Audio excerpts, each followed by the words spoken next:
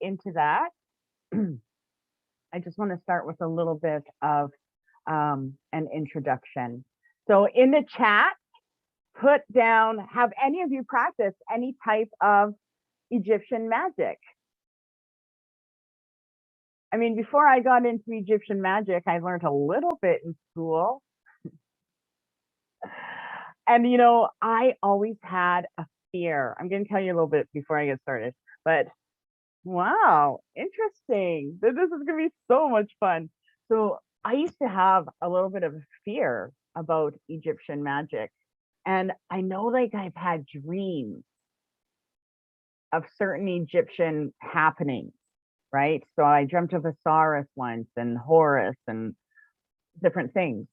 But tarot cards, I don't know if it's still today, but tarot cards were illegal. Like 20 years ago, they were illegal. Like your arm could get cut off if you got caught with a pack of tarot. So I was always scared of visiting the country just because of what I do. And it's like, I don't know how to travel without my cards. That's an impossible thing for me. But as far as the magic, so much of the creation of our occult and of our magical mysteries stem from this. So I am really excited to share that. So first, let's think about man as cosmos, okay? So man is cosmos. And to express harmony or beauty of human nature, the Egyptians said Nefer, N-E-F-E-R.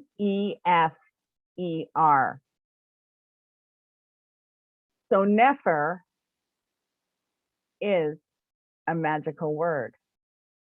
And before I move on, I'm going to go into a little bit about that. So in ancient Egypt, the word for zero was Nefer. And this word, whose hieroglyphic symbol is a heart with a trachea, so like that in the throat, right? It means beautiful, pleasant, and good. But it also represented the base level from which temples and other buildings arose, okay? And there was actually, in 2197 to 2193 BCE, there was an Egyptian pharaoh who ruled for 2 years and 1 month and a day. And he was known as Nefer. But Nefer means perfect, and it means complete. So put that down on paper, and remember that that is actually a magical word, okay? So now man is cosmos, and to express the harmony or the beauty of human nature, the Egyptians said Nefer. Plato was actually a student in Egypt. He uses the word beauty, which was kalos, K-A-L-O-S. And that was to refer to the order in the world. So the hieroglyph, which was the sacred language of Egypt, and we'll get into that in a few minutes, what for the word was actually known as the heart and the trachea, but it was symbolized as a musical instrument. And the heart was implying a sense of harmony. And by this visual, it was considered that there was a myth relating to the Eye of Horus that described the fracturing of Osiris. And yet he is invoked by the name of Un-Nefer, meaning harmonic being or beautiful being. So this power was always dealing with a higher power. And they believed back then that their language, their hieroglyphs, were the carvings were manifestations, like talismans. And so we're going to get into a few different things and a few different gods and how their religion and their spirituality came about. So let's go into the Un-Nefer. And that, remember, means harmonic being. So if we want to go into a place of harmony, we can call Nefer. And that will give us the dealings with the spirit of harmony by bringing us the power of equilibrium into our being. The meaning of the Eye of Horus is religious and spiritual.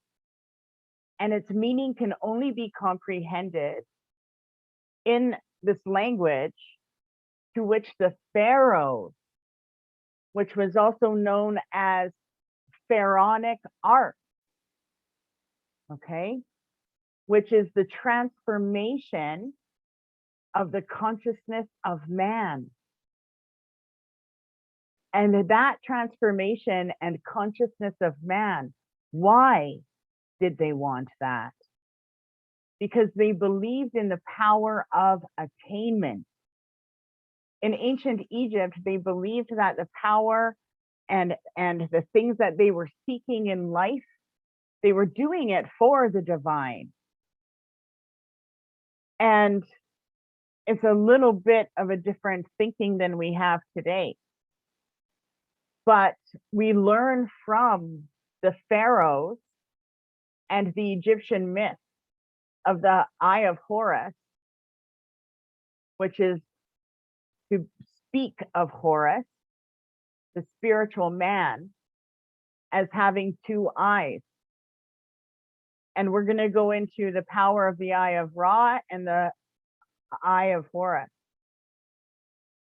So having two eyes, okay, symbolically represented by the sun and the moon. So in your chat, write down if you have ever seen the Eye of Ra and the Eye of Horus. Just say yes. So those represent the sun and the moon. And the legend of the cosmic man with his eyes as the sun and the moon. Okay, and if you had a natural connection to it, it's probably because of this magic.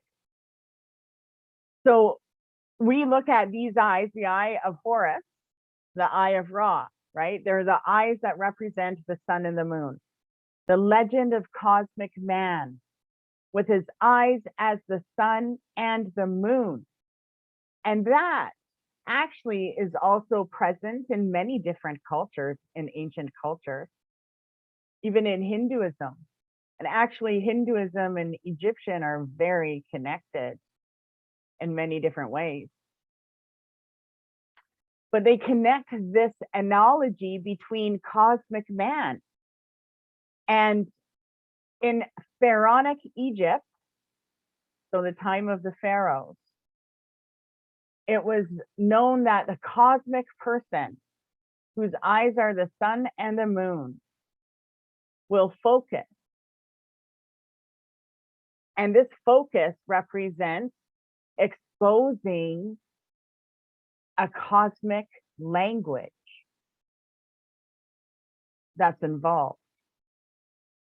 So the entire religion, that's so funny. I love it. And so the entire religion is actually an idea that they will focus on the idea behind the Eye of Horus, which is also known as the Wedjat, Wedjat. And this is about making drawings or language into other spiritual cultures and realms. So learning Egyptian magic, you have to know that you're learning about this sacred stuff, right? And this stuff was not to be exposed. Only the pharaohs were the ones that could do magic. And so we also know that the functions of nature and the universe is an image of the psychic and spiritual functions at work within us and our magic. So some of you might be a little newer into magic, and some of you may have been in some training for some while. But we know that the functions of nature and the universe is an image of psychic and spiritual functions that work within our realm. And in this realm, the gods are seen as vital functions in nature, but also vital functions in us. So we have that connection. We are part of the whole of nature. And we are actually patterned, I would say, in a spiritual or sacred language. So the purpose of Egyptian magic is to know themselves by reflecting on the natural functions that you're working with. And the Egyptians were masters of the sacred language of doing this. So if you do have a candle, and if not, that's okay. But if you do have a candle, hold it or look at it if it's lit. And I want you to say after me, you are the supreme, imperishable, who one must recognize in the world. You are the treasure, eternal guardian of the law. Your being is eternal. That is what I see. I see you without a beginning, without middle or end. Your energy is infinite. For eyes you have the sun and the moon. Your mouth is blazing fire. And with it, you heat the universe. And then light your candle. And you do want to kind of take note if you feel any warmth around you, because that is a traditional invocation to open our eyes to the spirit within the day and the night. Now you have to remember, even though we are going to be getting into Egyptian magic and there's lots of different creatures and different things that you're going to learn about, Egyptian magic is about attainment. Okay. So you don't have to worry about summing up anything freaky. I know what I'm doing. And this is for you to connect to. These are amazing blessings that actually are the foundations of our magic. So I want to go into the eye of Horus. So one element, which is the key to the Egyptian mysteries, is the eye of Horus. And its mystery is very deep. And so you can Google it until we meet again. Look, watch videos on it, whatever. But it's very deep and it's worth looking into. So I can teach you a little bit about it, but there's a world behind it. There's ideas behind the mysteries, and there's riddles of the pharaohs and their science. And it all has to do with archaic energy, their mentality. So it's all higher realm thinking.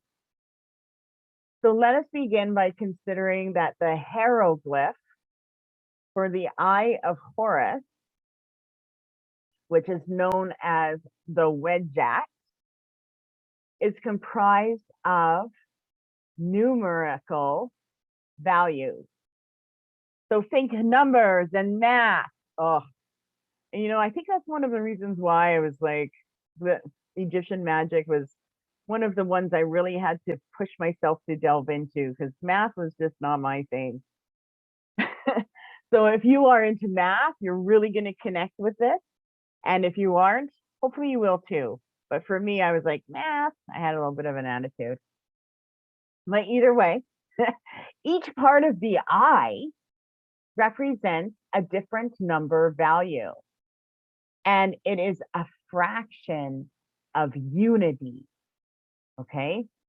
So the addition of these fractions, however, they do not add up to unity, but they have another fraction. And it all equals 63 over 64. So we have the half, we have the quarter, we have the eighth, we have the 16th, the 30, the 1 over 32, and the 1 over 64. And that equals 63 over 64. So the fraction of 63/64 is just what the name means, a fraction, a part of unity. So unity as one is always fractions in the process of the cosmogenesis. Okay, so that would be a good word. I have lots of courses on numerology. That would be a good word for you to check up, cosmogenesis.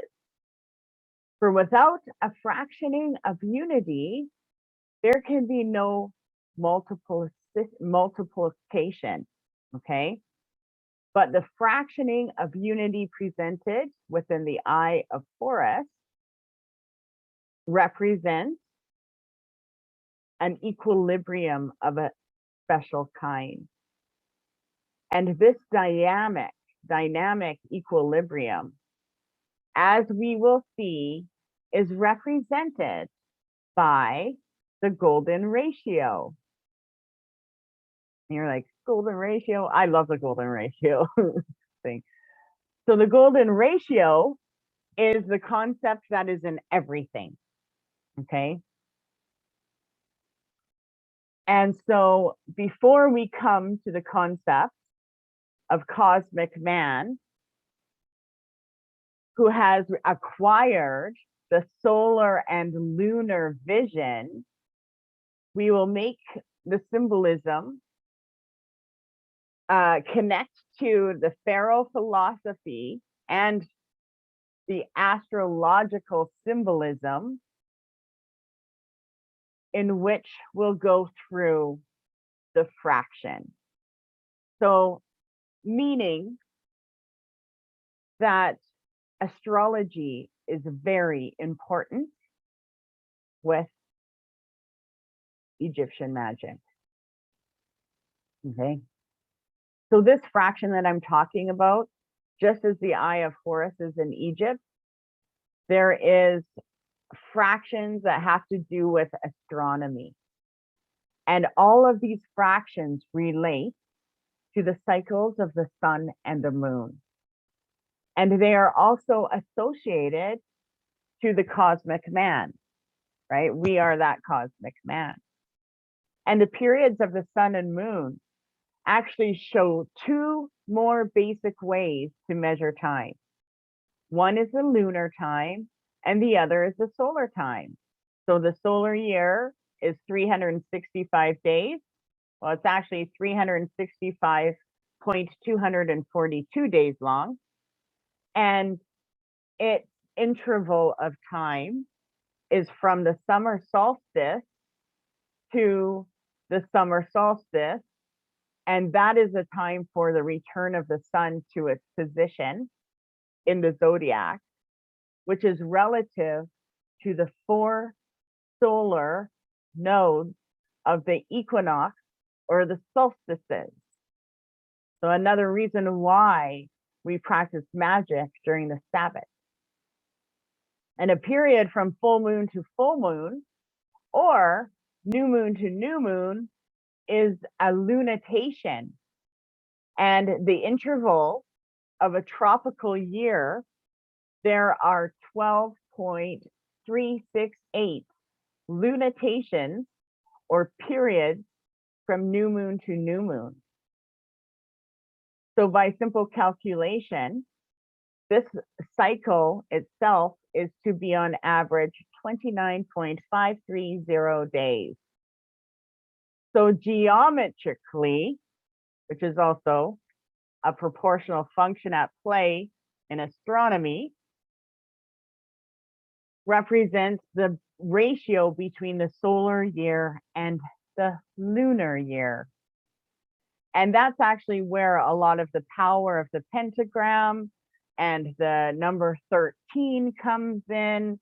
All of these symbols, these sacred symbols you see in magic, all have to do with golden proportions and the ratios of the Pythagoreans, like the triangle and the different presents. And some of these symbols were actually created by accident, okay? But when it comes to the harmony of Nefer, which is installed in the cosmos, the golden ratio is also appreciated at play in our astrological cycle of the sun and the moon. So they used the pentagram and the Pythagorean triangle as hints at the presence of these symbols, of these cycles. So the beauty and the mystery of the lunisolar cycle is that they can be calculated very easily if you're good at math. Back then, I mean, they must have been so smart. But they could use these and calculate it very easy using the golden ratio and the fraction. And they would actually call it, there's different names for it. There's the draconic cycle. And that was something that they would use. But mainly the solar year itself was something that they found quite powerful.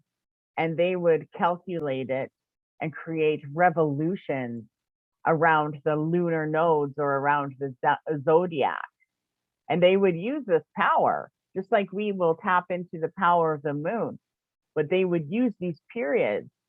It was like the golden number that they can invoke in simple ways to make impossible things come to chance.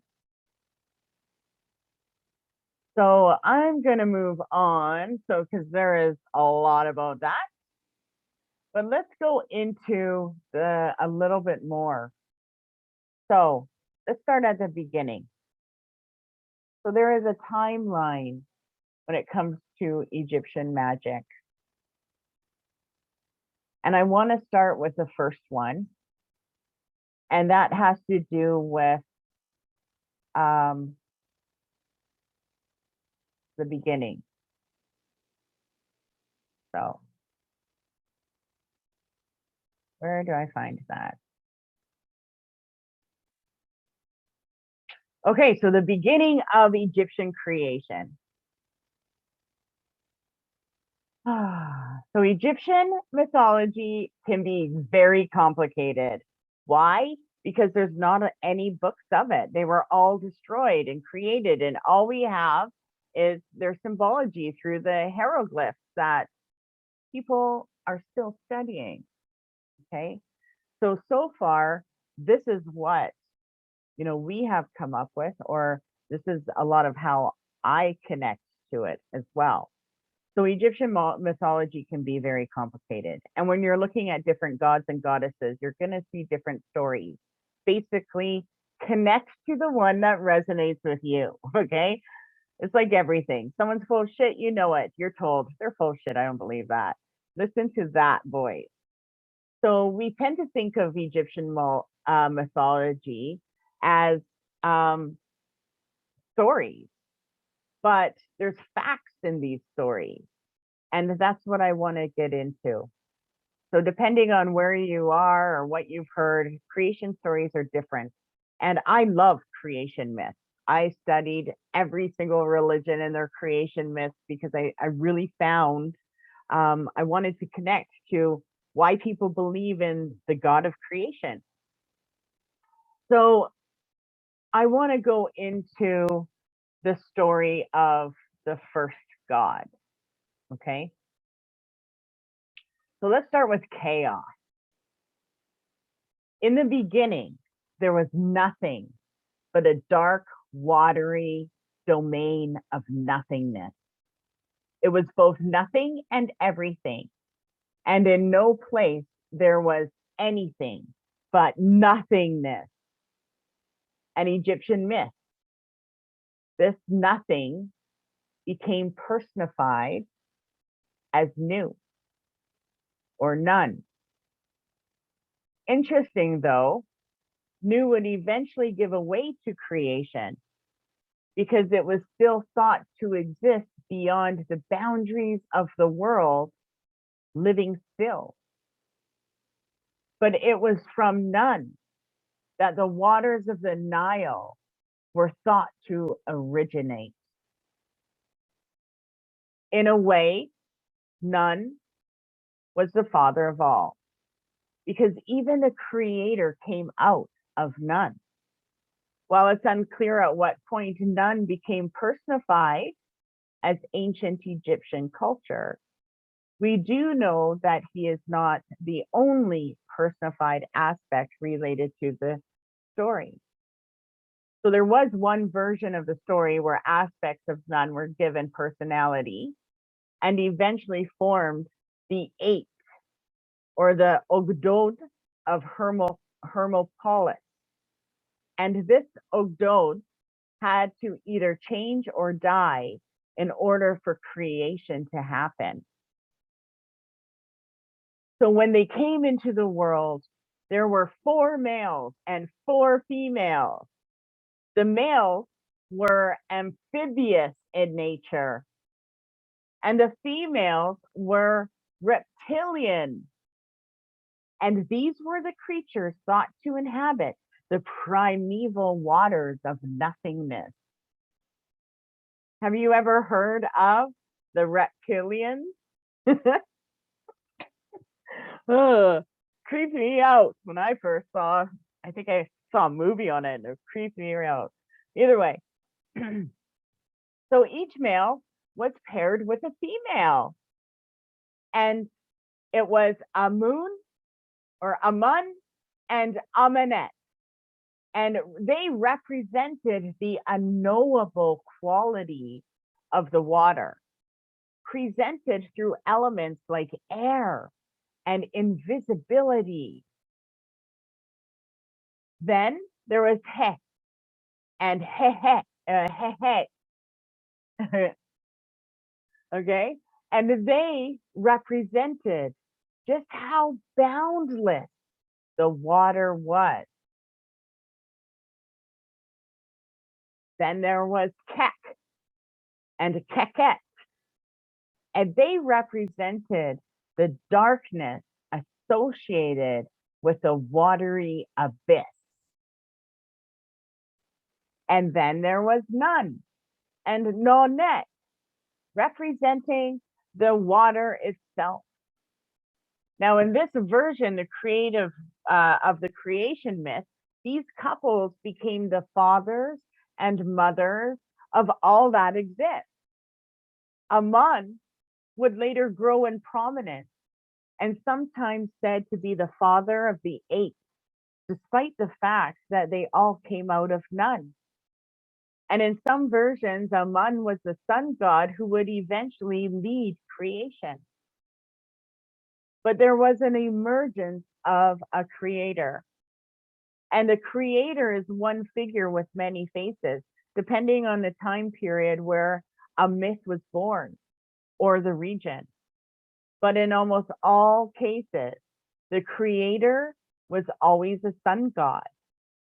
And at some point in the midst of chaos, the creator emerged.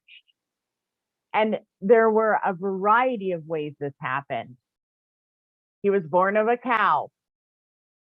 He emerged from a lotus flower on the water. He emerged from a cosmic egg. He alighted as a Bennu bird on the first emerging solid land.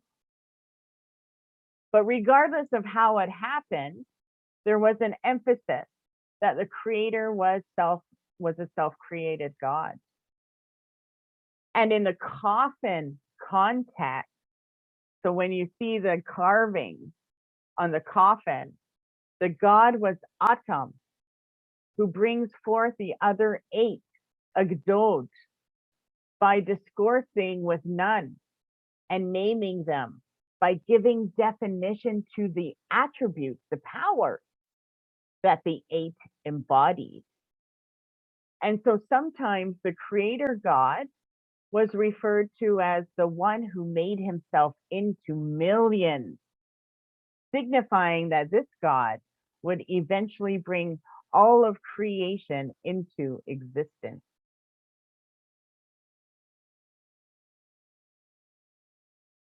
So there were certain gods that were said to be the creator in the beginning, but it all enabled him to come into being or gain the ability to create things by naming them.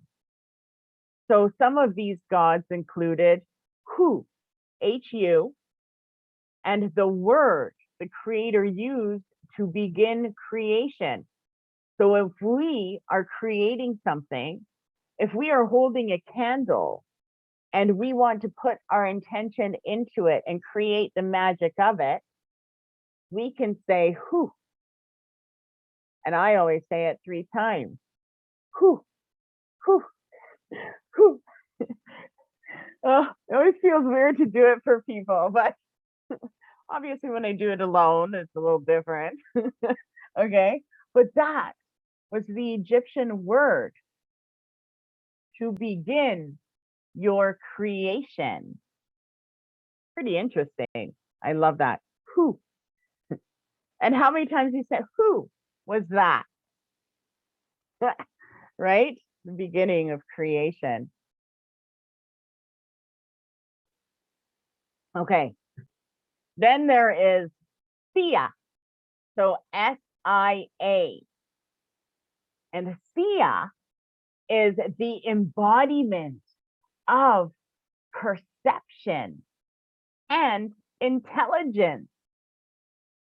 So if you need guidance or you want to see, like, where is this going? Sia, right?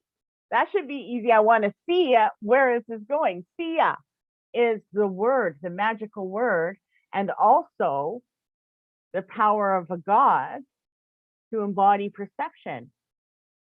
We can use it. Say it before you're in a class to remember it all. Okay, so Sia, embodiment of perception and intelligence. So create and see. The next one is Heka, H-E-K-A. And this is the god of magic and ritual. And what I'm teaching you is actually carved on the coffin. So those three words. And the coffin text also said, before duality had yet come into being. So let's put that all together. Who? The word the creator used to begin creation. Thea, the embodiment of perception and intelligence. Heka, the god of magic and ritual, before duality had yet come into being. So we've already mentioned Atum, A-T-U-M, the pyramid text describe him as creating twins. Shu, the god of air, and Tefnut, the goddess of moisture. And the coffin texts say they came from his breath. But did you know that the Christianized versions describe him as masturbating and asexually creating twins?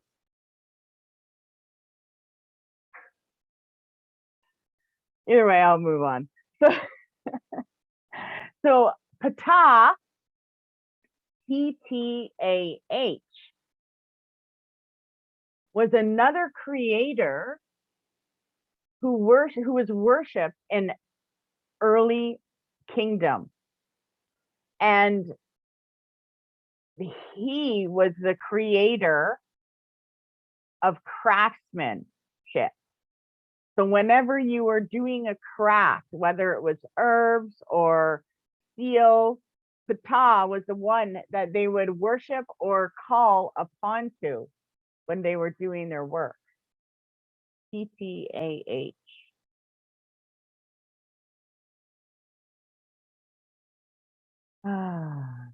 Now, a lot of people will see a god that has a ram's head. So there is, I'm not even good at saying it, Khnum, K-H-N-U-M. And he was one more creator that was said to have created the gods.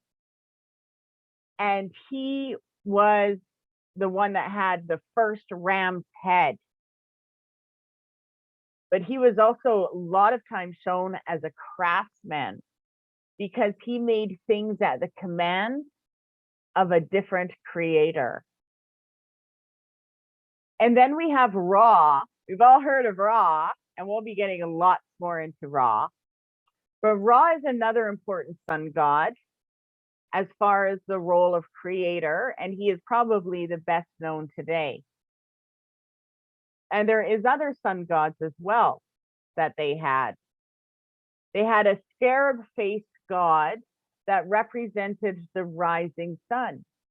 And a lot of times you'll see a scarab as the rising sun in art, Egyptian art. Well, that represents the god Khepri. So K-H-E-P-R-I.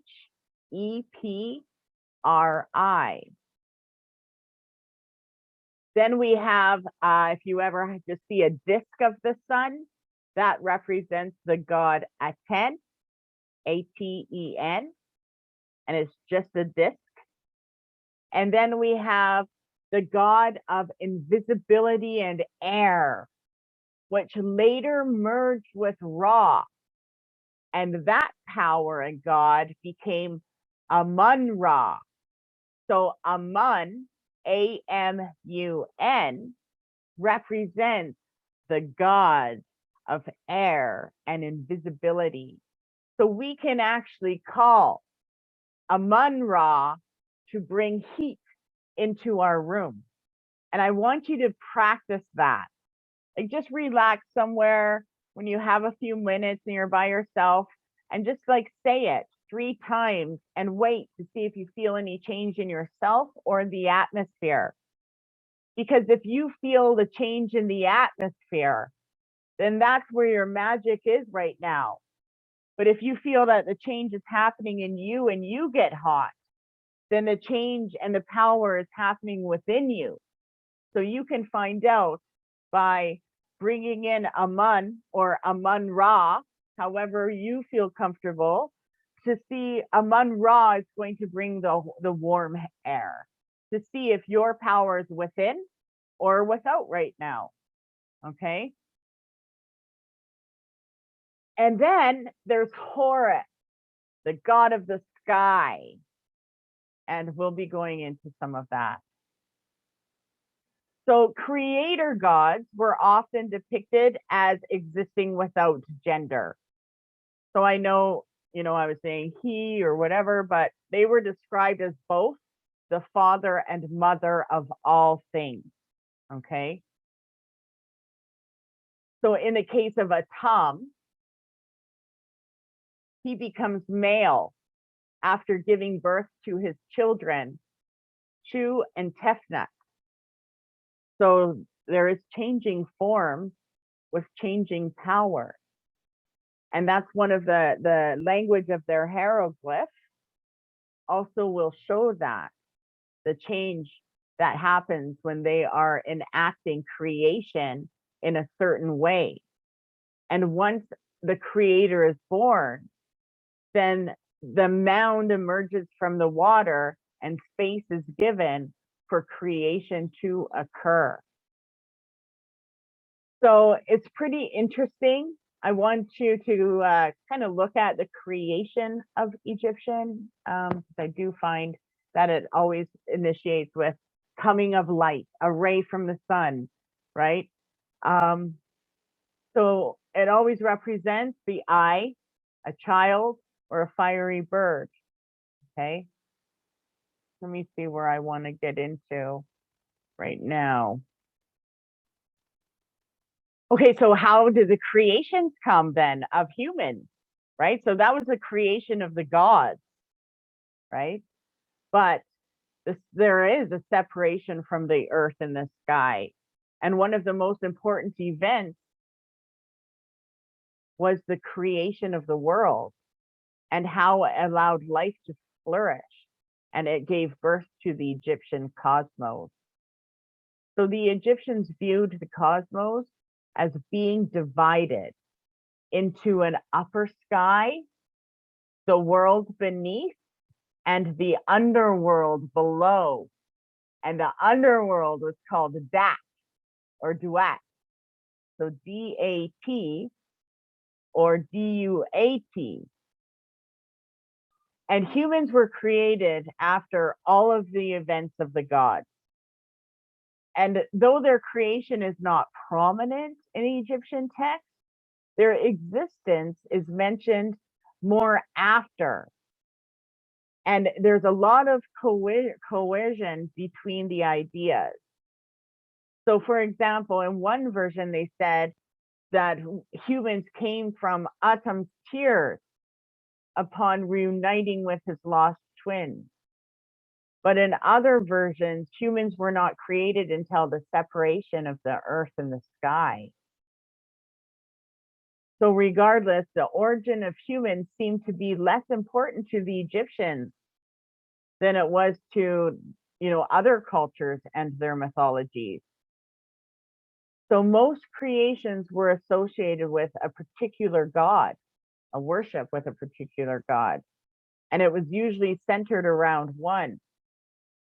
And that happened in the larger cities in Egypt.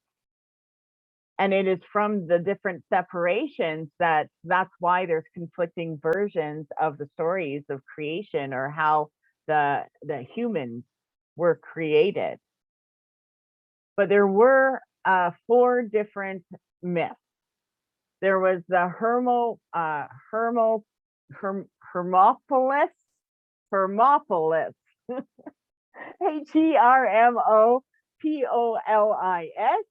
or S. And that was a major city that was near the border of Lower Egypt. And then there was Heliopolis,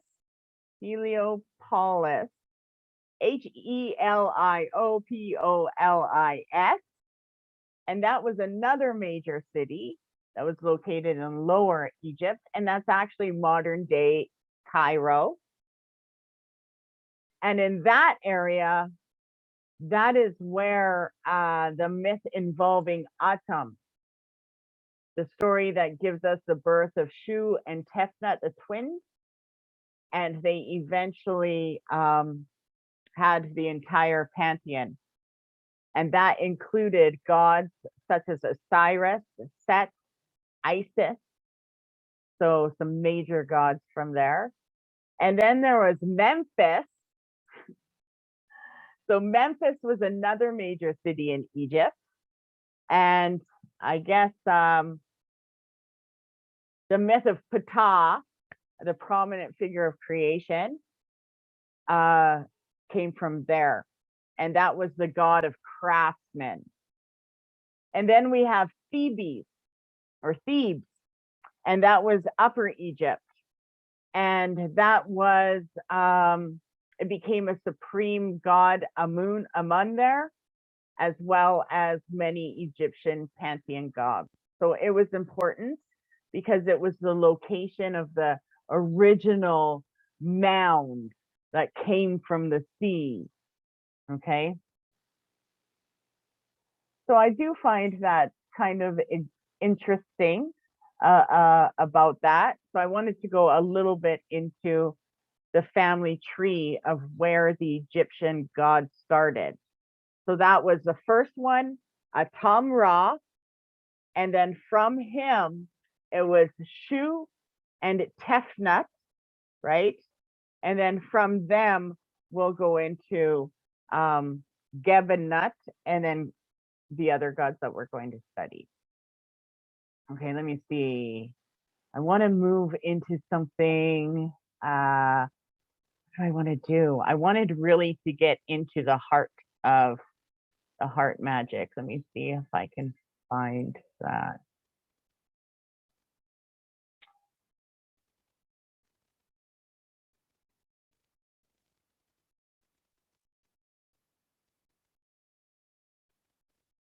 Okay, we did the dark watery of nothingness. Let's go into, where is it?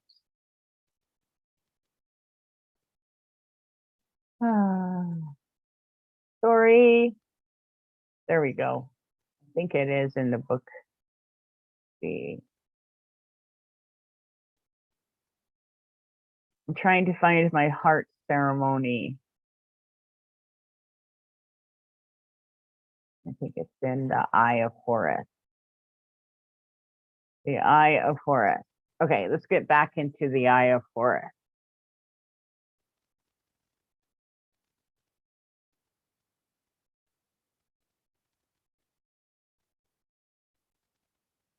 Ah, where is it?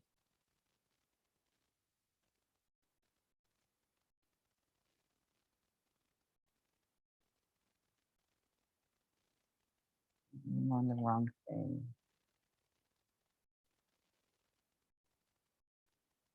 If you have any questions, you can let me know.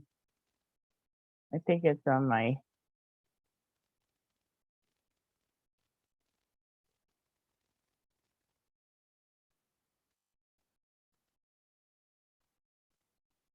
Okay, actually, I'm going to move on. I can't find it, so I'm going to do a little bit about the Book of the Dead. So the Egyptian Book of the Dead is famous. If you've seen it or heard of it, right, put down yes there. I'd like to know. So the Book of the Dead was known to be a collection, an ancient Egyptian connection to the different gods, okay? And before I get into the Book of the Dead, okay, awesome, you're intrigued. Okay, so before I get into the Book of the Dead, I want to talk about the Book of Thoth. Okay, so Thoth is, we're going to get into Thoth and his magic, but we're not there yet. So Thoth is the Egyptian god of writing and knowledge. And that's where many of these claims exist by ancient authors. He wrote a magical book. And Thoth believed in the scribes. So the hieroglyphs that we read in ancient Egyptian was magical. And every single hieroglyph that they used was known as a sigil or like an amulet or a charm. Okay. And he created this because he believed that the authors and the things that he was creating came from another realm. So he believed that everything that he wrote, he channeled. So the book of Thoth is part of an ancient text, and as well as going into some of the magic that is in the Book of the Dead. So Egyptian language was meant to be created and used by pharaohs only, because every scribe was magical. So people, normal people, regular people, weren't actually allowed to even write or scribe. It was only by the pharaohs or their people. So I want to do a little bit of the Book of the Dead every class.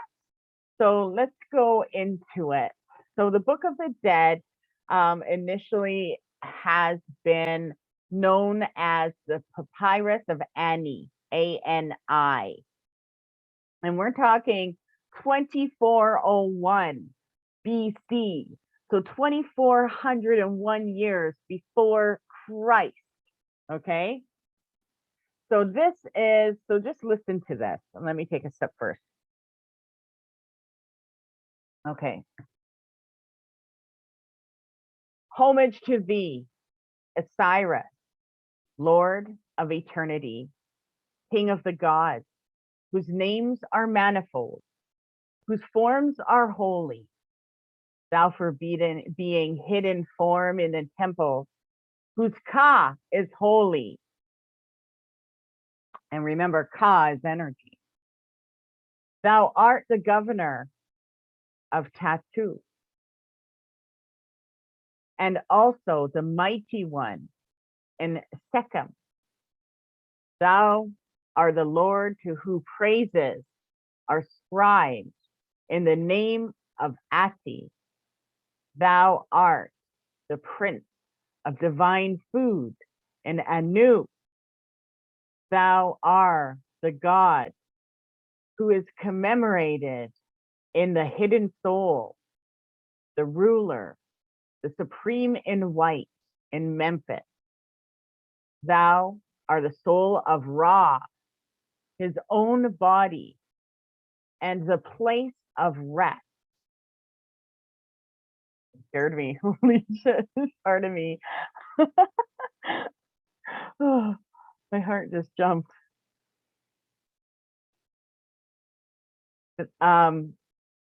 Thou art the beneficent one, and are praised. You maketh thy soul to be raised up, and the Lord of the great house.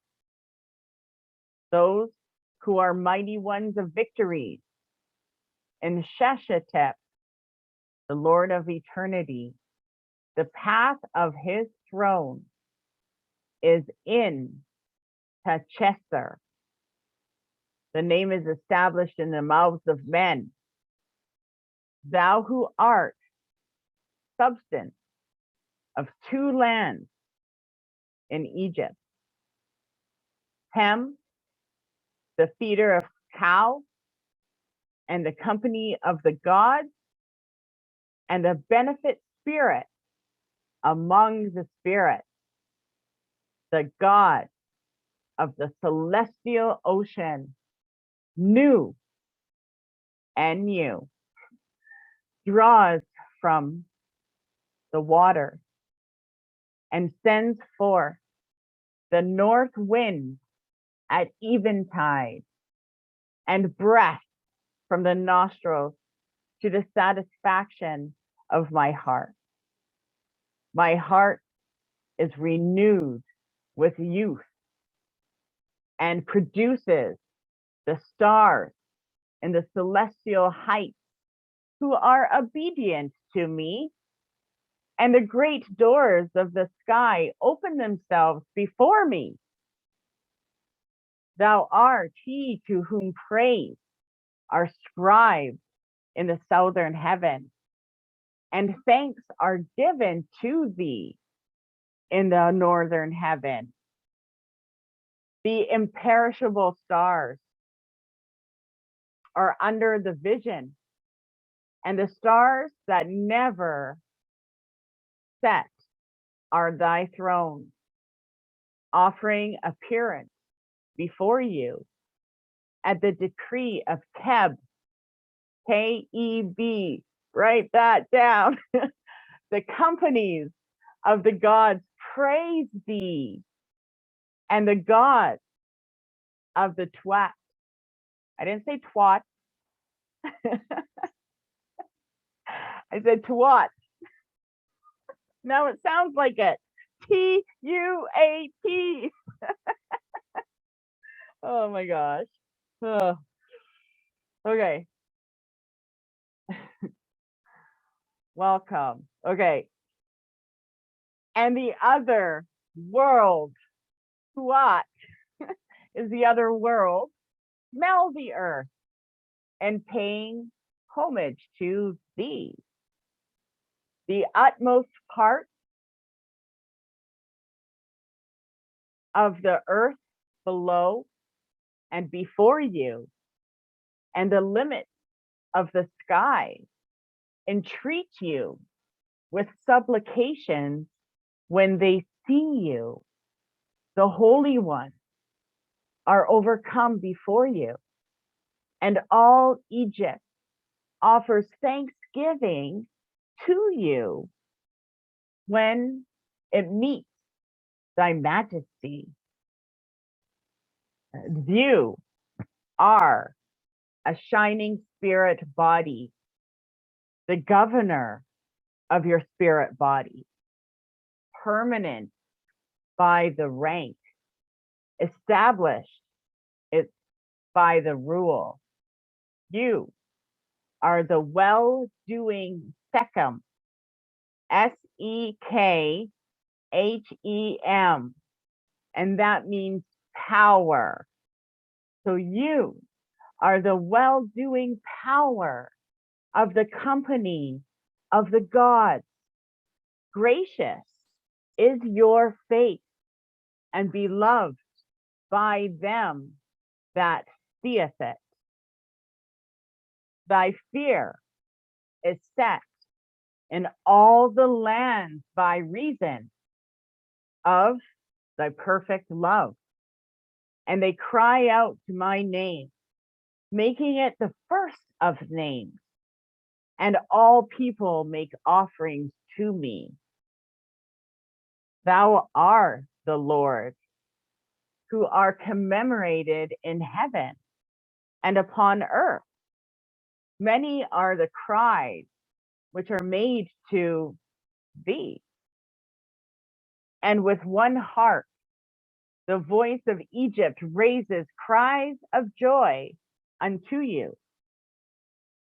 The art of the great chief, the first among the princes of the company of the gods, the stabilizer of right and truth throughout the world, the Son who is set on the great throne of his Father. Thou art the beloved of thy mother Nut, the mighty one who overthrew the evil. Thou didst stand up and smite thy enemy and set the fear in thy adversary. Thou dost bring the boundaries of the mountain. The heart is fixed. The legs are set firm. They are the hair of the gods and of servanty of the two lands, Egypt And he, Keb, has seen splendors and has decreed for him the guidance of the world by the hand as long as times endure. I was made this earth with my hand, and the waters and the winds and the vegetation and all the cattle and all the feathered fowl and all the fish and all of the creeping things and all the wild animals thereof. The desert is the lawful possession of the sun now. The two lands, Egypt, are content to crown upon the throne of the Father like Ra. And thou rollest up to the horizon that hath set light over the darkness, that sendeth forth air from the plume, and floodeth the two lands like the disk at daybreak. The crown penetrateth to the height of heaven, and there art the companion of the stars and the guide of every god. Their art is beneficial in decree and speech, and is favored, a favored one of the great company of the other gods, and the beloved of the little company of the gods, which we were known, humans were known as the little company of the gods. But his sister, Isis, protected him and has repulsed the friends and turned aside to maladies of evil. She uttered the spell with the magical power of her mouth. Her tongue was perfect, and it never halted a word. Benefit in command. The word was Isis, the woman of magical spells, and the advocate of her brother. So write down Isis, because that is a word of a magical spell. And she sought him. She wandered around and around, all around this earth in sorrow. And she alighted not without finding him. She made light with her feathers. She created air with her wings. And she uttered the death cry for her brother. She raised up the inactive member whose heart was filled. She drew him his essence. She made an heir.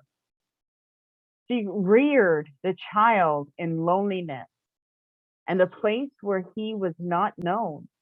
And he grew in strength and stature, and his hand was mighty in the house of Keb. The company of the gods rejoiced. They rejoiced at the coming of Horus, the son of Osiris, whose heart was firm and triumphant, the son of Isis, the heir of Osiris. So that is the first part of the Book of the Dead. And in it, it represents a few different names, okay? And each one of these names represent a geological location. And I'm just going to say them because I know some of you will love to Google and check them out, and others are like, cool. But either way, I have to say it. So we have up to, so ABTU, and we have Bast, BAST, and we have Hensu, HENSU. You heard of Memphis, right? We also want you to the two lands, Upper and Lower Egypt. You don't really have to look into that. but another place that will come up is going to be Sechem, probably. Sekhem. Okay. Now, in the Book of the Dead, there are quite a few different locations. So I want to take this a little further because we're also I'm trying to get to the heart ritual. And this is all, we have to do all of this before we get to the heart ritual. So let me take another step and let's get into more of the Book of the Dead.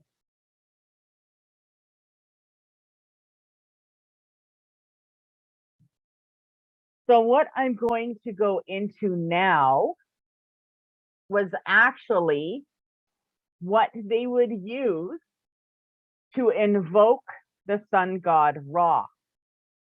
And this was to praise Ra, and they would use him to rise in the east. So they would face east, and they believed that he would rise in the eastern part of the heaven. Okay.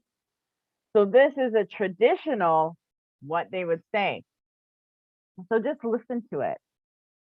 Okay.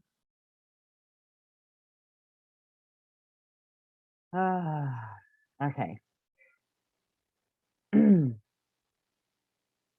Behold the Cyrus, Anit, the scribe of the holy offering of all the gods, says homage to thee, O thou who hast come to Khepera, Khepera, the creator of the gods. So Khepera, the creator of the gods. Thou art seated at my throne, and rise up in the sky, illuminating thy mother nut. Thou art seated on thy throne as the king of gods. Thy mother nut stretched out her hand and performed an act of homage to me. The domain of Manu received with satisfaction the goddess Mat, M-A-A-T, embraceth me at the two seasons of the day. May Ra give glory and power and truth speaking and the appearance of a living soul, so that he may gaze upon Hirokuti, to the Ka of the Osiris and the scribe of Ani, who speaks truth before Osiris, and who says, Hail, all you gods of the house of the soul, who weigh heaven and earth in a balance, and who give celestial food and offerings to the dead. Hail, Tatan, who art one, the creator of mortals and of the companies of the gods of the south and of the north and of the west and of the east. Ascribe your praise to Ra, the Lord of heaven, the King, life, strength, and health, the maker of the gods. Give strength to him. Give thanks to him for its benefit, from which is enthroned. The beings celestial praise, beings terrestrial praise thee. Thoth and the goddess Mat mark out our course for the day by day and every day.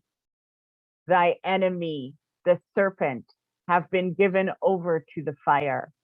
The serpent friend, Sebu, S-E-B-A, have fallen along, headlong. His forelegs are bound in chains, and his hind legs has Ra carried away from him. The sons of revolt shall never more uprise. The house of the aged one keeps festival, and the voices of those who make merry are in the great place. The gods rejoice when they see Ra crowned upon his throne, and when he beams and floods the world with his sunlight. The majesty of his holy God sets out on his journey, and he goes onward until he reaches the land of Manu.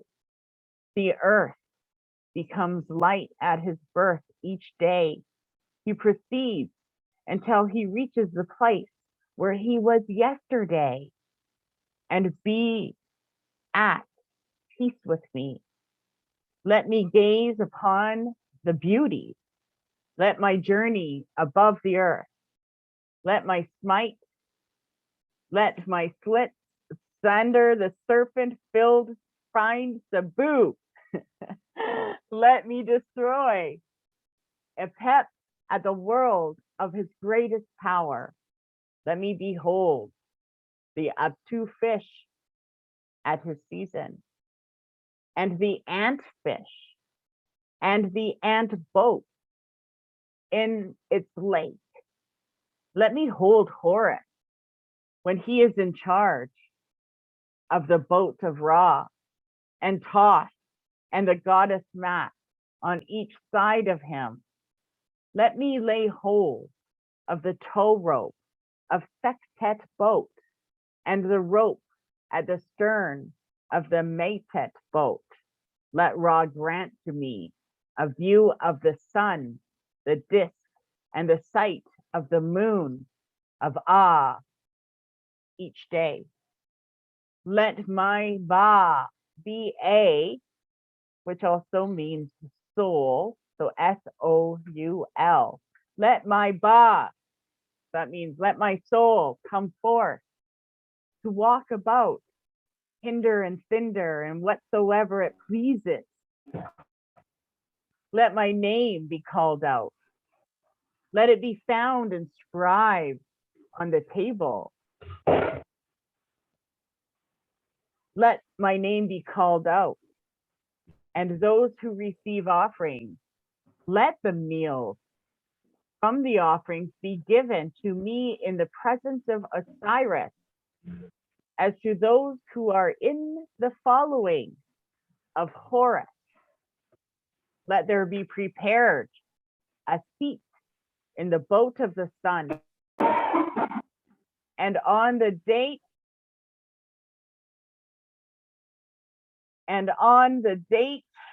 I lost where I was.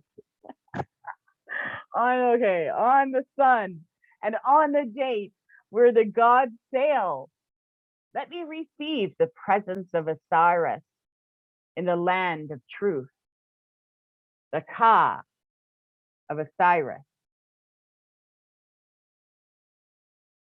And now we're going to move it more into coming forth by day. And this is when they would use this. Let me see, what do I want to do? I'm trying to get to the heart ceremony.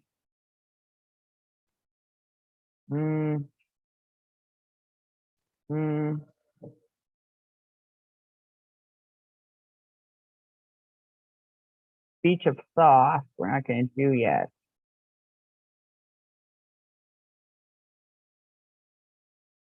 Just trying to find my heart ceremony. Okay.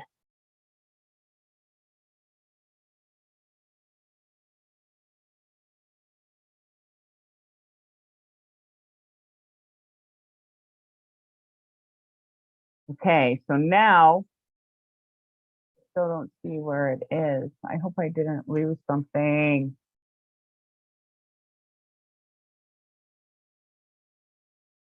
The Eyes of Horus, we did.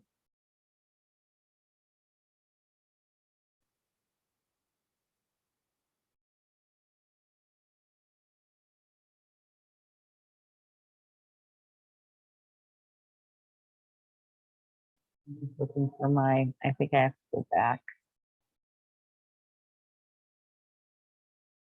I have to look at my file folder. I don't know why it shut off.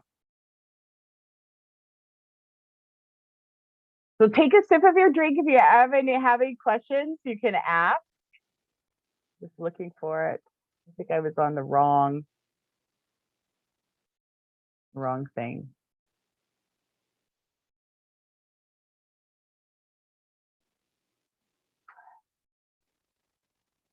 Okay, I found it. Okay, so those are two of the Book of the Dead. So the Book of the Dead is something that we are going to go over through this class because it is something that you're into ancient Egypt. You got to tap into some of that first writing. But right now, I want to go into a little bit about the Egyptian magic. So basically, I want you from what we have right now is know that we are going to be getting into the hieroglyphs, which is the communication, the sacred language of the pharaohs, so that we can use that in magic. So you are going to learn a little bit more about that. So you can hopefully draw and write your own. And you may have seen, but I did do all of your hieroglyphs. So I'll be sending that with the replay so you can have a picture of yours that you can print out and put into your wall.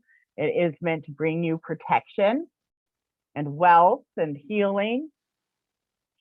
So some of the magical practices in Egypt, we're talking thousands of years ago. Okay, and this is before religion.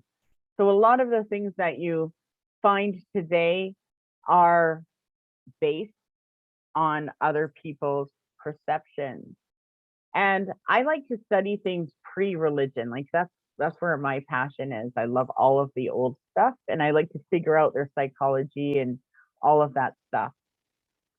So in order for you to practice Egyptian magic, you do have to have an idea and a belief and a respect in the power of gods as well as goddesses. And Egyptians held high respect in the power of the gods, as well as judgment, resurrection, and immortality. But their magic was beautiful and it was noble. And that's one of the reasons why this amazing native Egyptian religious workings are still alive thousands of years later. So most of the earliest Egyptian magic comes between 6,000 and 7,000 years ago. And that's because of the works that they have found. But it does reflect the belief in the god system. So the magic of the Egyptians represents two different kinds of magic. The first one is what is employed for a legitimate purpose. So this purpose had an idea of benefiting either the living or the dead. So that's one of the reasons why they would do magic. The second reason why they would do magic is because magic was made use of the further plots and schemes to bring about calamities upon those who were against. So they used it for protective magic as well as they did do cursing magic. And they would protect themselves against people's themes. And it was intended to reflect back on who it was being directed from. So a lot of the text in which we see how this magic was made was actually made by certain passages that people did side by side. And it had to do with spiritual conception, that there can be no doubt that the chief or the object of the magical ritual or the ceremony or the book it had to benefit all of them. And the Egyptians did like to practice together. They were very ritualistic, but they were very misunderstood by strangers. to their country. And because of that, there's so many different wrong and exaggerated ideas about the religion that's been circulated. But the magical ceremonies were performed all the time. They were very superstitious, but they are presented as being ignorant with silly acts of superstition, or their magic was known as the black art. But in fact, it was not. So the ancient Egyptians and their magic was very directed against the powers of darkness. And it was invented in order for them to invoke a class of beneficial and benevolent beings to their help. So the Egyptians' aim was to be able to connect to the gods and have the gods work for them and to compel them to do what they wanted, to grant their desire. I mean, think about people praying today, right? They pray for whatever it is that they want their desire to come about. And these were known to create great results. And results were obtained by many uses of certain words. And all of these words were muttered and uttered at a proper tone. And if a qualified man could speak such words, or might be written upon papyrus or precious stones and the like, and worn on the person, when their effect could be transmitted to any distance. So you had to be qualified. You had to be able to manifest, but that was what every person doing this magic was doing. That was what their training was to try to connect to the God's realm and have that God come down. So they believed that their magic could reach any distance in any realm. And just like a lot of the shamanistic or neo-pagan cultures, they believed in the world tree, right? The middle world where we live, in the underworld. So they wore and practiced this. And as almost every man or woman or child in Egypt who could afford it would wear some kind of charm or talisman. And it was not to be wondered what it was. You know, the Egyptians were at a very early period, and they were regarded as a nation of magicians and sorcerers. The Hebrew, the Greek, and the Roman writers refer to them as experts in the occult sciences, as possessors of powers, which could, according to circumstances, be employed to do either good or harm to man. And from the Hebrews, we received that it is true, that there was considerable information about the powers of the Egyptian magicians.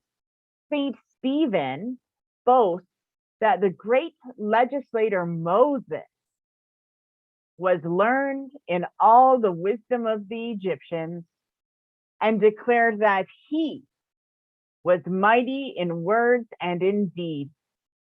And there were numerous features in the life of this remarkable man which shewed that he was acquainted with many of the practices of Egyptian magic. The phrase mighty in words probably means that, like the goddess Isis, strong of tongue, and uttered the words of power, in which he knew with correct pronunciation, would in his speech, that if it was perfect, both in giving and commanding and saying the word, the turning of the power, which was also known as the turning of the serpent, right? The serpent you see on a lot of the pharaoh's crowns. The turning of the serpent into what was apparently a wooden stick, a wand, and the turning of the stick, the turning of the wand would go and back into a withering snake, right? You've heard that in the Bible stories. Well, we have been, they have been performing from the East, the most ancient period, Egyptian magic, and the power to control and direct the movement of venomous reptiles. And it was one of the things that the Egyptians was most proud of. And it was the one thing that Moses was most skillful at. And already in the time when the pyramids were being built, this was by no means the only proof which Moses gives that he was versed in the magic of Egyptians. There's also, I don't know if you've ever heard of the sage Aba-Aner or the king Nectambus. And there's other magicians of Egypt that are very well known. And it says that he and Aaron, this is in the Bible as well, he and Aaron possessed a wonderful rod, Aaron's rod, by means of which they worked their wonders. And the word of Moses, Aaron lifted upon his rod and spoke the waters, and they became blood. He stretched it out over the waters, and frogs appeared. When the dust was spitting on the wand or on the rod, it became life, and so on. So Moses sprinkled ashes towards the heaven, and it became boils and flames upon man and beast. He stretched out his wand, and there was hail and fire mingled with hail, very grievous, and the flax and the barley was smitten. He stretched out his rod, and the locusts came, and after them the darkness. Now Moses did these things and brought about the death of the firstborn among the Egyptians by the command of his God and by the means of the word in which he told him to speak. But although we are told by Hebrew, the writer, that the Egyptian magicians could not imitate all of the miracles of Moses, it was quite certain that every Egyptian magician believed that he could perform things equally marvelous by merely uttering the name of one of his gods, or through the words of power that he learned to recite.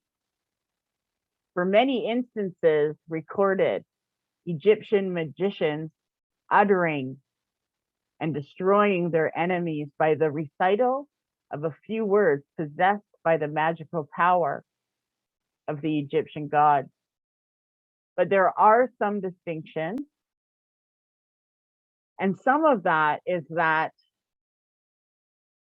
between the magic of Moses and that of the Egyptians, among whom he lived, the former was wrought by the command of the God of Hebrews. So you can see where religion, of course, got in with the Egyptian magic. And then it tells later on of the history of Moses dealing with the Egyptians.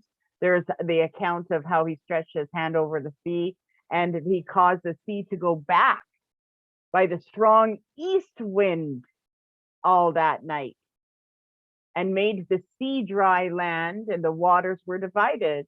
And the children of Israel went into the midst of the sea upon the dry ground, and the waters were a wall unto them on their right hand and on their left hand. When the Egyptians had come between the two walls of fire, by God's command, Moses stretched forth his hand over the sea, and returned his strength, and the waters returned and covered the chariots and the horsemen, all the hosts of the Pharaoh that came to the sea after them. So the waters of the sea, the command of the waters of the sea, or the river, was claimed by the Egyptian magician. And this actually happened long before the time of Moses. So you can see from an interesting story that was preserved in the Westcar Papyrus, Westcar Papyrus, that this document was written in the early part of the 1550th year before Christ, Moses' story. And it's clear that these stories with a date from this early are in fact as old as the Great Pyramid. And that the story is actually related to King Cheops, which is known as, well, King Khufu, but it's spelled, you say it Cheops, Khufu, as an event which happened in the time of the king's father, and as a proof that the wonderful powers of magic, which were possessed by the priest, which was called, okay, I gotta take a, which was called, maybe I should spell it so you know what I'm going through. But it's TCHATCHA dash EM dash ANKA or H. So Chacha M Ankh. See, so Chacha M Ankh. So that is the word that is actually the magic and the wonderful power that can split the water. That's the Egyptian word. Of course, you have to say it properly. I mean, I live on the ocean. I've never been able to split the water. I may be a little, with that one. But that is the word. And it seems that on a certain day, King Sennacherib was in low spirits. So he felt like shit. Okay, we all have days like that. And he applied to the nobles of his royal household, expecting that they would find something where his heart might be made happy. But as they could do nothing to cheer up this king, he gave orders that the priest and the writer of books should Tetracamaka Ankh should be brought into his presence immediately. And in accordance with the royal command, he was at once brought. So he said to them, I turned to the nobles of my royal household, seeking for some means where I might cheer my heart, but they have found nothing for me. Then the priest made answer and advised the king to take himself to the lake near the palace and to go for a sail on it in a boat which had been comfortably furnished from things from his royal house. For, he said, the heart of the majesty will rejoice and be glad when he sails about hither and thither and don't see the beautiful thickets which are on the lake. And when you see the pretty banks thereof of the beautiful fields, then your heart will feel happiness. And he next begged that the king would allow him to organize the journey and ask for his permission to let him bring 20 ebony paddles. Have you ever seen ebony wood? It is so amazing. I have like an ebony wood petrified wand. It's amazing. But it was laid in gold. like a paddle was laid in gold, and also 20 young virgins. So he asked permission to let him bring 20 ebony patterns inlaid with gold and 20 young virgins having beautiful heads of hair and lovely forms and shapely limbs and 20 nets where these virgins may array themselves instead of their own ordinary garments. The virgins were to row and sing to his majesty. To these proposals, the king assented, and when all was ready, he took his place in the boat. And while the women were rowing him around hither and thither, the king watched him, and his heart became released from care. Now, as one of the young women was rowing, she entangled herself in some way in her hair, and one of her ornaments, which was made of new turquoise, fell into the water and sank. She ceased to row, and not herself only, but all of the other maidens ceased to row also. And when they saw the king, when the king saw that the maidens had ceased from their work, he said to them, "Will ye not row?" And they replied, "Our leader has ceased to row." Then turning to the maiden who dropped her ornament overboard, he asked her why she was not rowing, whereupon she told him what happened. And on this, the king promised that he would get back the ornament for her. So then the king commanded, Pechacha and Monk, I wish I could say it, Monk would appear before him at once. And as soon as the sage had been brought to the presence, he said to him, "O Tachamuk Emok, my brother, I have done accordingly to my word, and my heart of my majesty became glad when I saw how the maidens rose. But now an ornament which is made of new turquoise and that belongs to one of the maidens who row has fallen into the water, and she has in consequence become silent and has ceased to row, and that's disturbed the rowing of those in her company. I said to her, why don't you not row? And she said, an ornament of mine made of new turquoise fell into the water. Then I said to her, I will get it back for you.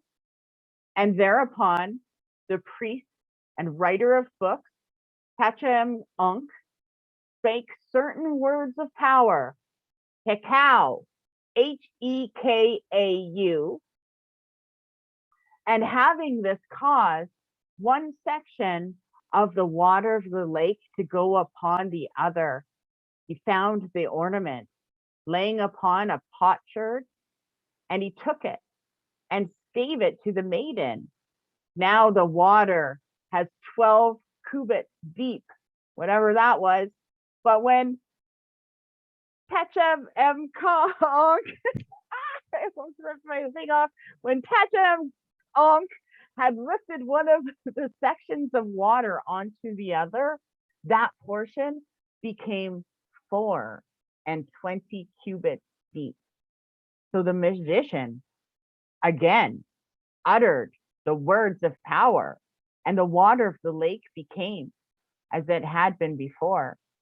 He caused one portion of it to go up to the other, and the king prepared a feast for all of his royal household and rewarded Chatat Amunk with gifts of every kind. Such is a story of power possessed by the magicians of the time of King Cheops, who resigned at the beginning of the fourth dynasty, about 3800 BC, before Christ. And the copy of the story, which we possess, is older than the period when Moses lived. So there can be no possibility of our seeing it in a distorted version of the miracle of the waters of the sea, standing like walls, on one right hand and one the left hand, and the other hand of Moses' miracle. And we have some connection with that of Tetramenonk. And among the Greek and Romans, there is considerable respect that was entertained, not only for the wisdom of the Egyptians, but for the power of working magic, which they were supposed to possess. And the Greek travelers who visited Egypt brought back to their own country lots of information regarding its religion and its civilization. And although it was very misunderstood, many things were misunderstood, they still saw and heard it there. They experienced it. And some of the greatest thinkers among the Greeks regarded that country not only as the home of knowledge and the source of civilization of the arts, but it was the fountainhead and what has been called white magic and black art. And in some respects, they exaggerated the powers of the Egyptians, but frequently, when the classical writers were well informed, they only ascribed them to magical knowledge, which the Egyptian magicians themselves claimed to possess. And I love this because there is a striking instance of this is given in the second book of Metamorphosis of Apuleius. Yeah. How can let me just kind of, I'm going to type this into the chat because that is a good book. I don't know if you can like get it at any bookstore or anything, but I just put it there so I could remember that I mentioned it. And it is remembered and it's narrated in that. And this book represents a student named Telephron. And this is, I don't know if I can get into it, but he was wondering about and all of these, he was a poor person just wondering about, he was penniless. Anyway, he was roaming about and he saw an old man standing on a large block of stone. And this man was in a proclamation that he would undertake a guard, or he would undertake to guard a dead body and receive a good reward. So this young kid, Telephron, asked if dead men were in the habit of running away.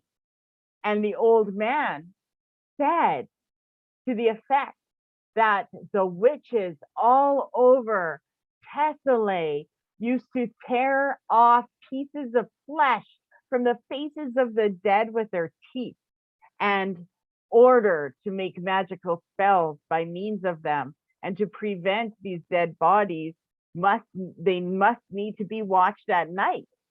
So the young man then asked, well, what his duties would be if he undertook the post. And he was told that he would have to keep them awake all night, to gaze fixedly upon the dead body and to look neither to the right hand or to the left, and not to close the eyes, not even a wink.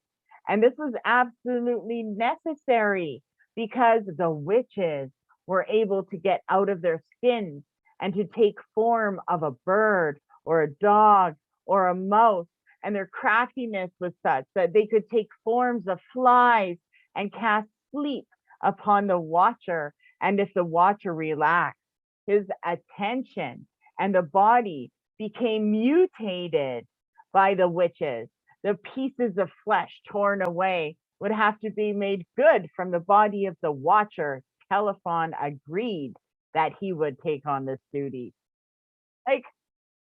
And for 1,000 Numi was led by the old man to a house, and having been taken into the room where a dead body was, found a man making notes on tablets to the effect that nose, eyes, ears, lips, and chin were untouched and whole. But having been provided with a lamp and some oil that night, he began his watch, and all went well, notwithstanding that he was greatly afraid until the dead of the night, when a weasel came into the chamber. And like this could be like a fire by the fire, campground story. The weasel came into the chamber and looked confidently at the watcher, but he drove the animal, which is no doubt a witch, from the room, and he fell fast asleep. In the early morning, he was suddenly awakened by the trumpets of the soldiers, and almost immediately the window of the dead man came to him with 7 witnesses and began to examine the body to see if it was intact, finding that no injury had been done to it. And she ordered her steward to pay Telephron his fee. And so he was grateful, and she was grateful to him that she promised to make him one of her household. In attempting to express this thanks, however, he made use of some inauspicious words, and immediately the servants of the house fell upon him. And he used this and plucked out his roots and tore his clothes and cast upon him. Well, the servants knew, and they cast him out of the house. Soon afterwards, while he was wandering about, he saw the funeral procession pass through the forum. And at that moment, the old man that took him to that room went in with sobs and tears and accused the widow of poisoning a nephew so that she might inherit his property and merit her new lover. Presently, the mob, which had gathered together, wanted to set her house on fire, and some people began to stone her. So the small boys started throwing stones at her.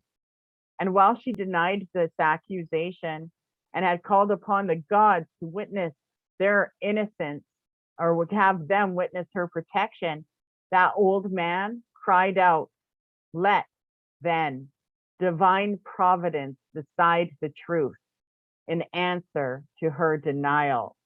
Behold, the famous prophet Zaklas of Egyptian dwelleth among us, and has promised me that for much money he will make the soul of the dead man, return from the place of death. And we're going to get into the power of Isis and some of these Egyptian goddess and the magic. And this story actually reflects a lot about the power of Isis and where it goes in from the underworld. So this old man, okay, so he promised that for lots of money that he would take the soul of the dead and return it to the place of the death in the underworld, and to make it to dwell in his body again for a short time. Well, with these words, he led forward a man dressed in linen and wearing palm leaf sandals, who, like all the Egyptian priests, had a shaved head. And having kissed his hand and embraced his legs, he implored him by the stars and by the gods of the underworld and by the island of the Nile to restore life to the dead body, if only for the smallest possible time, so that the truth of his accusation against the widow could be proved. That Zaklas touched the mouth and the breast of the dead man 3 times with a plant, and having turned his face to the east and prayed, the lungs of the corpse began to fill with breath, and his heart to beat, and raising his head and his shoulders, he asked why he had been called back to life. And then he begged to be allowed to rest in peace. And at this moment, Zacchaeus addressed to him and told him that he had the power through his prayers to cause the fines to come true, and ordered him to make known by means that which he had died. And with a groan, he replied that the wife who had recently married him poisoned to drink, that he died in consequences, that the wife at once contradicted the words of her husband and of the people who were standing around. Some took one side and some took the other. But the length of the husband declared that he would have proven his truth of his own. And that was because of the power of Telephron, who had attempted to guard his body, and told those present that the witches, after making many attempts to elude his vigilance, had cast deep sleep upon him. And the next called upon himself by the name, which happened to be Telephron. So what? Like that of his watcher. And while he was endeavoring and to obey their spells, the watcher rose up unconsciously and walked out. Seeing this, the witches forced their way into the room through some unknown place and have taken off the nose and the ears of the watcher. They placed models of these members in their places. Those who heard these words looked fixedly at the young man, who at once put up his hands and touched the members where the nose came off in his hand, and his ears slipped through his fingers onto the ground. And the end of the story does not concern us. And so we pass on to the note that the act of touching the mouth, which Zacchaeus performed, is of course a part of the ceremony called opening the mouth. And this ceremony is a major ceremony in the Egyptian magic. And so we're going to get a little bit into that.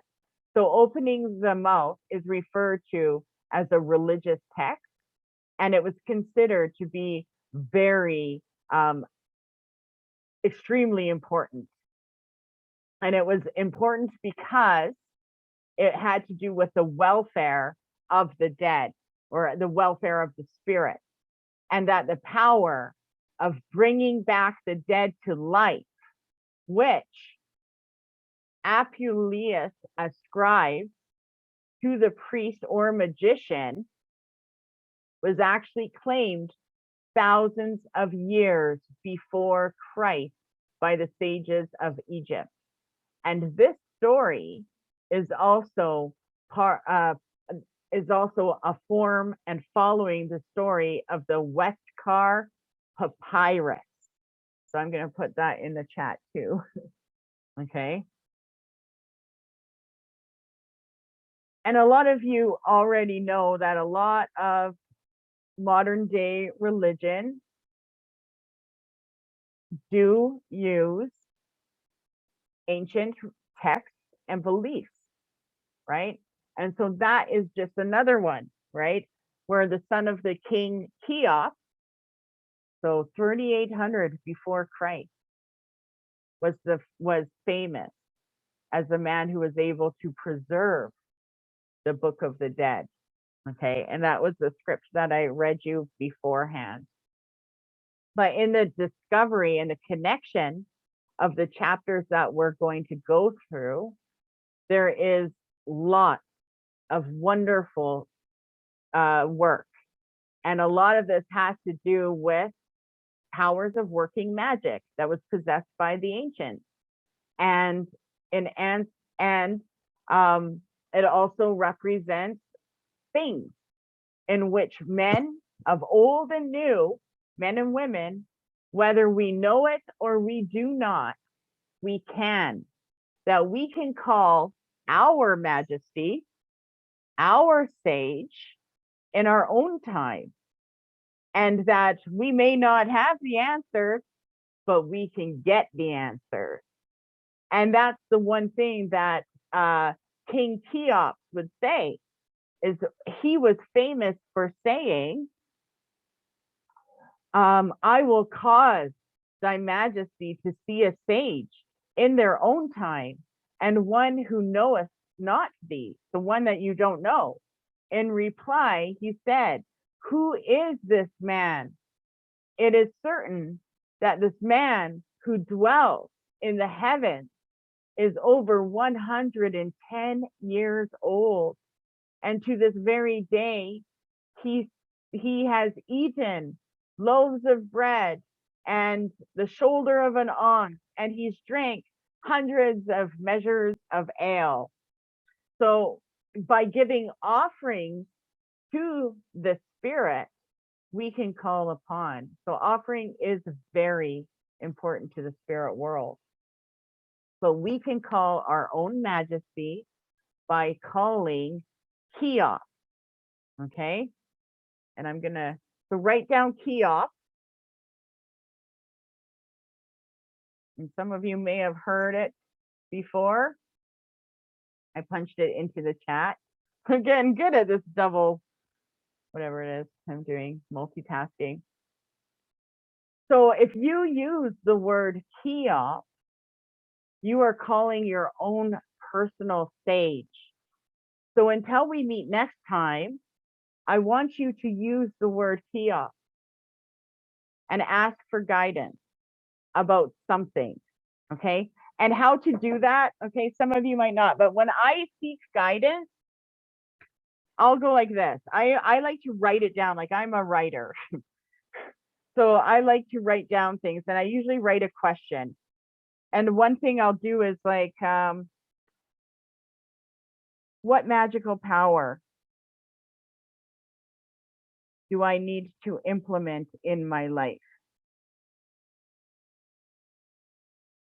And after I write that, I'm going to write down Cheops. And see, as I'm writing it, I'm saying it. It doesn't matter if you say it out loud or mentally. It doesn't matter. You want to write it out because your divine eyes, your higher self sees through your eyes. So what I have is, what magical power should I practice in my life right now? I forgot right now. Cheops, Cheops, Cheops. Now, obviously, I'm here talking, but I'm going to do this later, and I'm going to write down a list of some magical powers until one comes to me and it's like said or it's shown, right? And something will automatically speak out. And that's why journaling is so good, because as soon as you start to write and you get to the point where your sentence is being completed before you write it, you're in a channel. So I want you to use Cheops to call your inner sage for wisdom about whatever it is you're trying to figure out in your day. Okay. And know that Cheops is the name to call your sage, not some other stranger sage, yours. Okay. And let me see. So that is actually an instrument that we can use to connect our magic work. So the words that I've spoken today, we're going to focus on this month. And I want to now move to the heart. I've said that like 3 times, but I haven't been able to find it yet. Okay, the amulet of the heart. I found it. Oh, that's scary. Okay. So I want to talk a little bit about the heart. Okay. So the heart is like the whole basic foundation of Egyptian magic. Okay. And when it comes to amulets, magical stones or amulets, the word amulet is a name given to a class of objects or ornaments that represent specific energies. And so they were used in their wear So how they dress, and they always had some kind of charm, like I said earlier. But they would employ the Egyptian power, and they would protect the human body, whether it is protecting the human body from the living or the dead.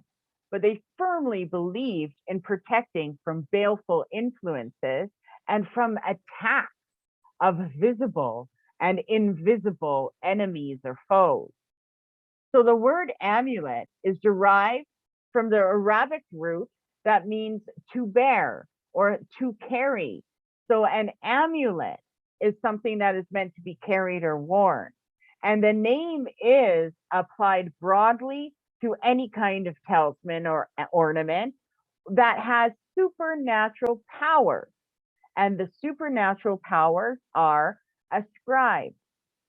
And so it's not clear whether the amulet in ancient Egypt was intended, first of all, to protect the living or the dead body, but it was originally worn to guard its owner from savage animals and beasts and serpents and snakes, and then it actually developed to more of a religious idea, and the beliefs of these talismans progressed. As a result, new amulets representing new views were invented, and the objects were able to protect the living. And they are an easy transition for our minds and for those who wear them to be protected. So one of the things that we talk about and that we believed was the life of the spirit and the life of the body. And it is believed to spring, like our life sprang from the spirit. And the influence of our beliefs, whether our body is alive or dead, became powerful, more powerful by the storehouse of amulets used. So this is what the Egyptians believed, that each member was placed under specific protection of some kind of amulet, and that there was a number of objects in which they believed to use and protect their body. I'm the same way. Okay, I got an amulet for every single thing I believe in, and I love it. But they did that too in the ancient times. So these were believed to have to protect the body. They made amulets to protect from serpents, from worms, from mildew, from decay. They made amulets to draw in lavish things. Um, they used them in between bandages. So they would use to lay amulets on the dead, and they used it for pretty much everything. Whatever the amulet sprang into being, whatever they could bring into being, there was an amulet for that. But certain amulets represented beliefs and superstition, and even the ancient Egyptians were also doubtful about their meanings unless they created what it was for themselves. So their spirituality was based on the powers that they were able to bring in and manifest into physical form. So there's two kinds of amulets the ancient Egyptians used. One of them, the first one, was inscribed with a magical formula, and the second one was not. So in earlier ancient Egypt, the formulas or words were recited over the amulet that were worn by the living, or they would place it on the dead. Most of the times, anything placed on the dead were done by priests or men who were performing religious services by the community. But it was in the power of every man, and they believed that it was only the gifted. So not everyone could create an amulet. It was only the special ones. Ah, but they would employ them. And the magical power and the prayers were carved and usually cut onto the amulet, and they became possessed of a twofold power. That's what they used to call it. The power which was thought to be inherent of the substance of which the amulet was made. Okay, so let's think about the power of lapis lazuli. Okay, that's an Egyptian stone, and that they would lay the words and inscribe it. So they would represent the intention put into the formula. And the earliest names for this, our intention upon amulet, is Hekau or Heku, Hekau. And this was the word. And it was so necessary to hold on to your power and say it. Hold on to what you want. Hekau or Heku. And that represented word of power. So anytime you just need power, Heku. And that is probably more than 1,000 years earlier. That one magical word is probably 1,000 years earlier than the Book of the Dead. So a lot of these words, we're talking like so long ago. The other thing was, I'm almost finished. I know I'm a few minutes over, but the other thing is in the 16th century before Christ, and probably more than 1,000 years earlier, there was a special section. And this is in the Book of the Dead. And it was with the object of causing them to come to whoever or whatever place they were in. And it was said that by using that word, okay, so by using Hekau, that the power was swifter than the greyhound and quicker than the light. And the earliest Egyptian amulets known are pieces of green stone. And it was known as CHIST. And I believe, I mean, I've never seen a stone, but I believe that it was similar to malachite. I think there is a relation there. But there was these green pieces of stone that they would use in various shapes, whether it was animals or hearts or whatever. And they were laid upon the breast of the spirit or of the deceased. And these were found in large numbers in prehistoric graves in early places in Egypt. And it's most likely that they were made by the original Aboriginal inhabitants of Egypt, and that they had conjures, and they were made as a conjure. And when they were found, they were proclaimed that they belonged to the cult. I mean, what cult were they talking about back then? We're talking about something that was like so old, right? Well, I guess I don't know if it's pre-Neolithic period. I'd have to look at the timeline on that.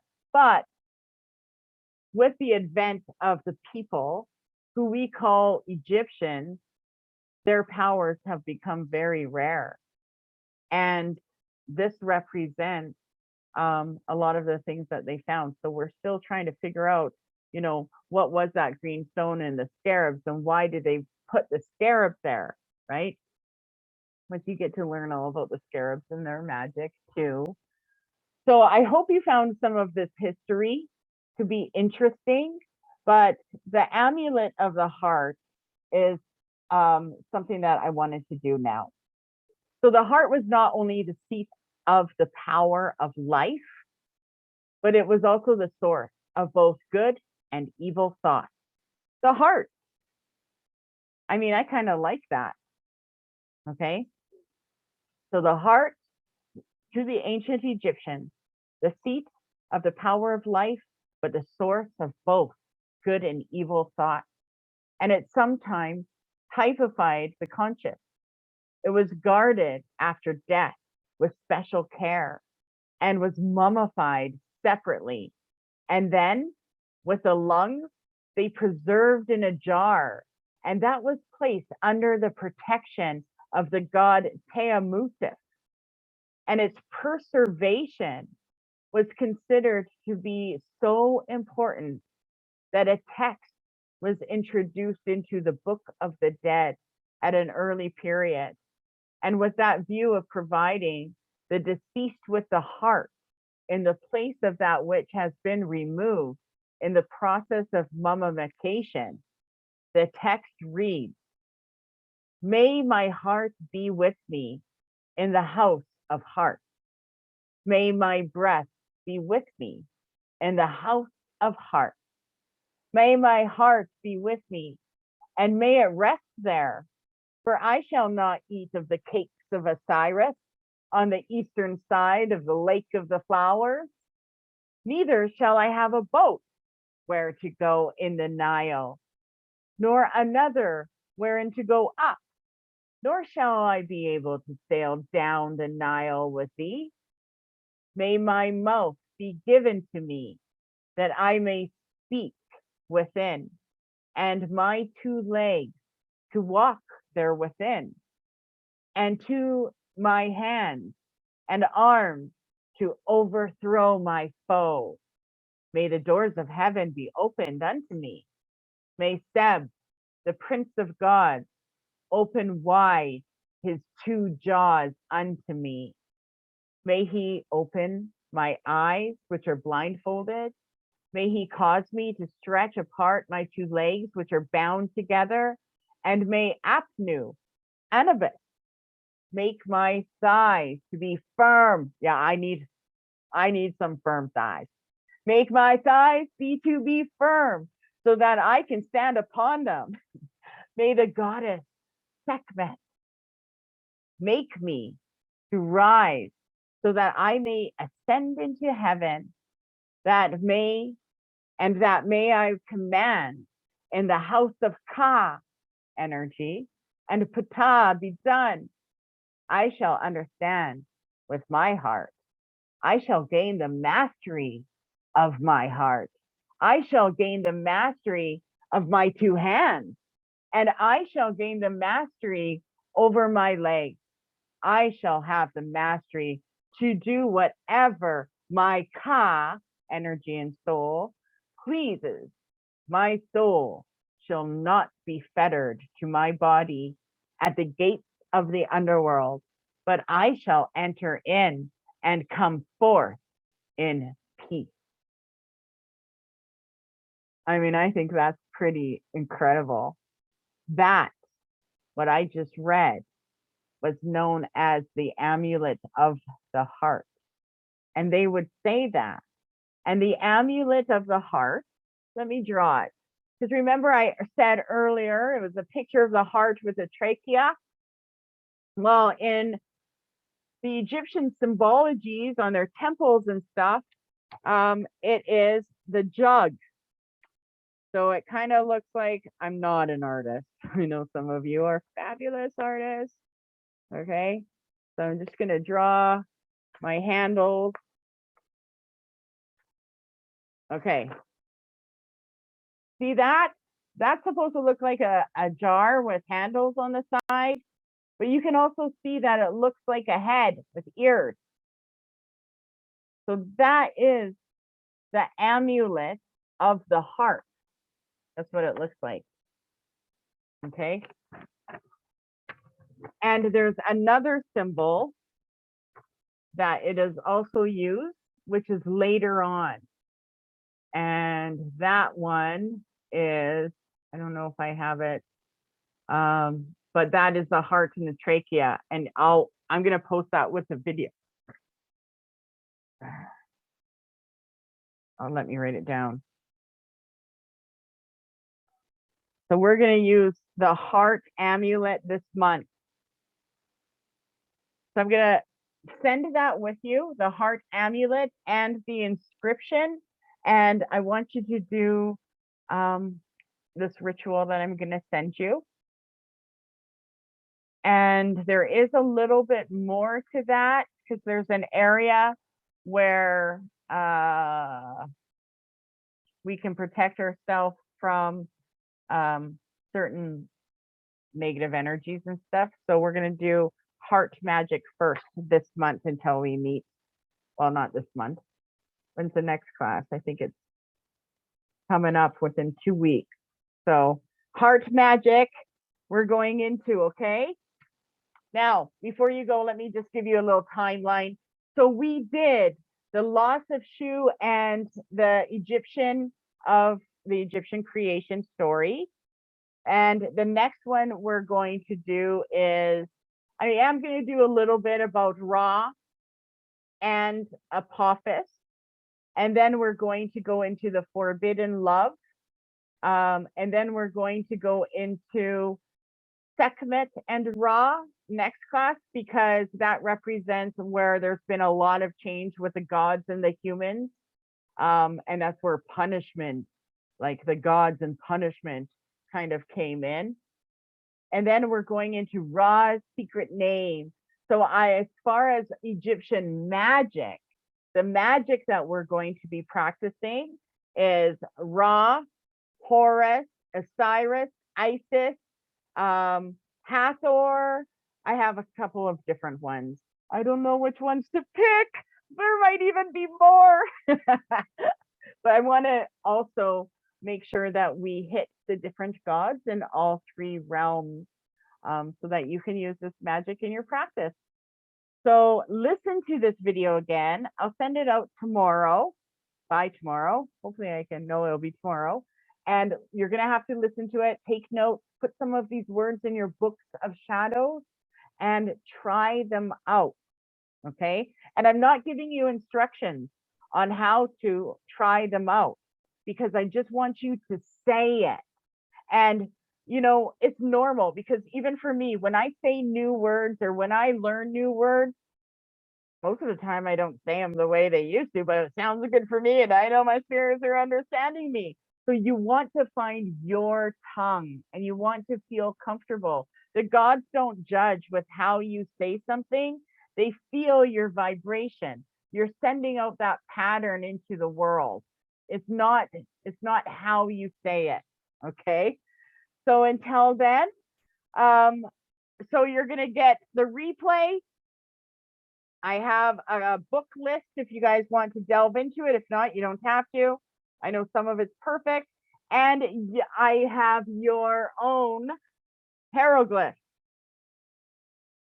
I already made them today. So I think I'm going to send you those tonight, just because they look really cool.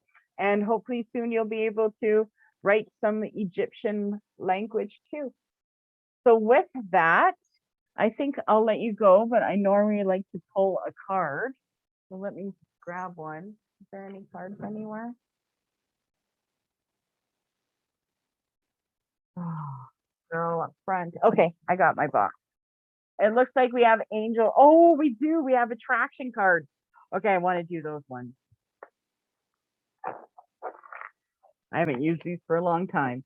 Okay, so before we go, let's see. How is our ancient magic influencing us? The gods.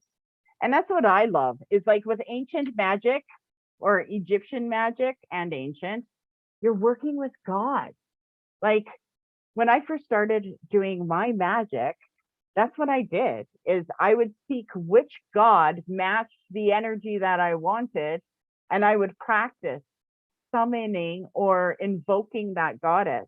And I do feel that doing that type of work, not just the full moon, but now we're doing Egyptian magic, right, together, you will experience your power.